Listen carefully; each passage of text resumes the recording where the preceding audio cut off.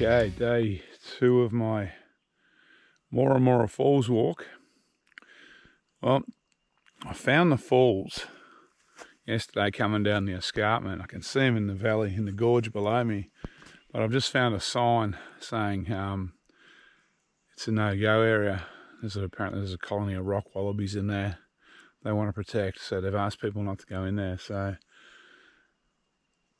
it looks like I won't be visiting the falls. So the plan for today will be probably keep heading along this track till I hit the creek at the where the track crosses the creek, and then I'll probably suss that out whether it's worth a swim. If not, I'll keep going, climb back up to the ute, and then go exploring to try and find somewhere else I can go for a swim today. It's going to be 40 degrees here today. Interestingly, last night I was getting hammered by the mozzies, but this morning there are none, which is a good thing.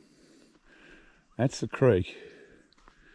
Just wading through that bracken, I could get to the creek easy, but there's a sign right at the first flat bit, which is where I'm camped, saying don't go into that Moora Creek gorge. Okay, I'm on my way. Sun is about to hit me soon. This is this sign I was mentioning about the bans access to the creek. I don't know if you can pick that up. You might have to freeze frame it. So this is the first bit of flatland. You could easily cut across to the creek, which is what I was planning on doing. But so now the plan is I'll head down the track until it crosses the creek. Check out the creek down there. Maybe have a swim, although it's pretty cool. And then after that, I climb back up to the ute. Well, it's not a big climb, but on a hot day it'll sort me out.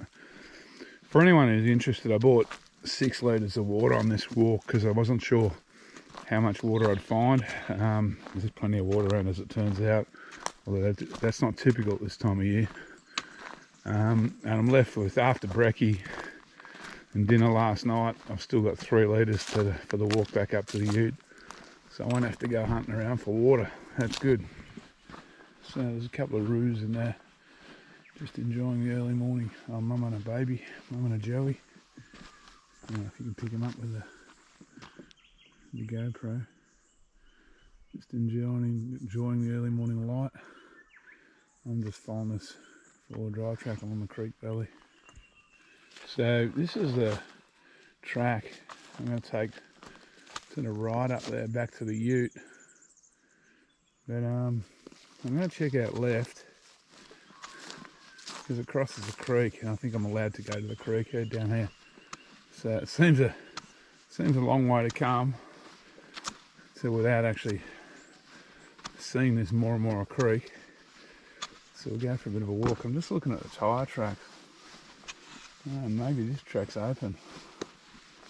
There's a few more tyre prints there, a lot of animal prints as well. So this is Moora Creek. There's actually a deep enough pool there to swim. Well, to soak in anyway. It's flowing well considering it's the middle of summer. I'm thinking it always wouldn't flow like this time of year. The water's dark because it's got tannin in it. It's not dark because it's dirty.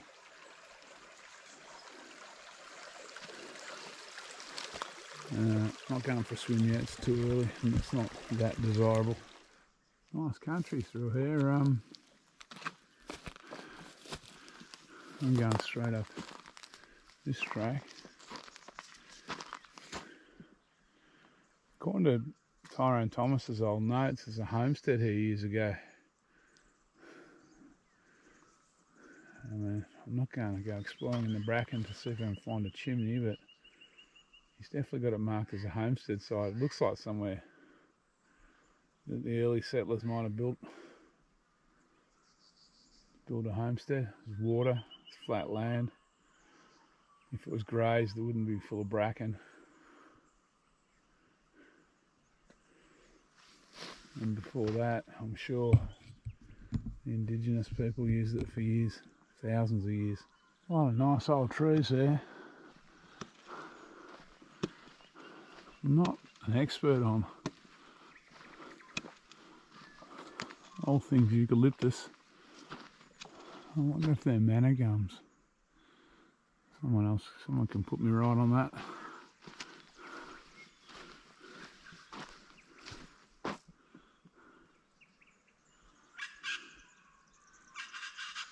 If they are manna gums, that's what the koalas like to eat. I think they like to eat the manna gum leaves. So the trees are impressive, but this old stump left over from when the place was logged has to be at least 6 times the girth of anything I've seen in the forest. Makes you wonder what it must have looked like before we came and raped and pillaged the place. So I'm starting to climb up to my return route now. I'm guessing that cliff line is the edge of the Victoria Range, but don't quote me on any of this stuff. It's not exactly my backyard. But yeah, so I've got a fairly gentle climb now until I meet my outward route. And then it'll be a fairly gentle descent back down to the ute. And there's a bit more of the side of the Victoria Range. So this walk is in Victoria Valley,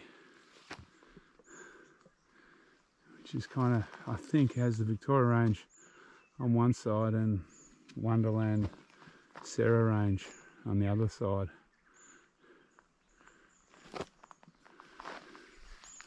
I'm climbing up a bit now, so the soil is a bit drier. Trees are a lot smaller now. Only casuarinas through here.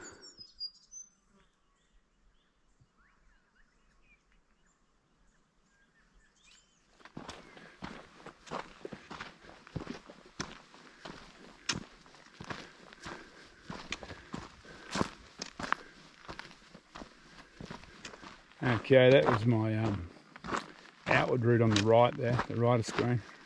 I've come up from the ute on the left. So the circuit's complete. Still probably only 8 in the morning, I guess. Still pretty cool, probably mid-20s. I'm mostly in the shade, so that's good. I'm definitely going to be back at the ute before it gets real hot. And I'll consider the rest of the day's activities. Yeah, I'm not back at the ute yet. I think I mentioned before these old trees might be manna gums. I'm thinking they might be actually red gums. They're just not fully mature yet. Because I'm pretty sure manna gums don't get so big. Okay, that's me back at the ute. Place is deserted. Oh, there's one camper over there that I can see. Pretty empty though. Alright, back in the ute, as you can see. So that was a very easy morning's walk. It's only about 9 o'clock in the morning and I'm finished. So the whole walk, I walked about 5.5 k's today, climbed about 140 metres. I'm thinking the whole walk is less than 12 k's. So yeah, it's pretty easy. Nice scenery today. It would have been nice if I could go into that gorge, but got to look after our rock wallabies, so I gave that a miss.